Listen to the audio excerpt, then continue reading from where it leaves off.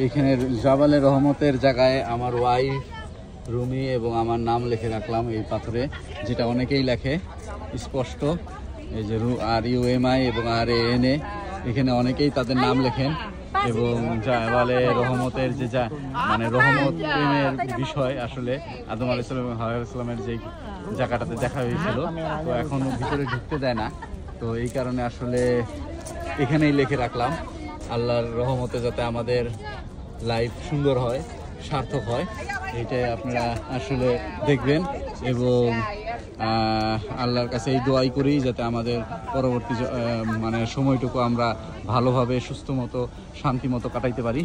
এই হচ্ছে রুমি এবং রানা লেখা, আল্লাহর রহমতে যাতে ভালো থাকতে পারি, সুস্থ থাকতে পারি, এই দোয়া আপনারা করবেন।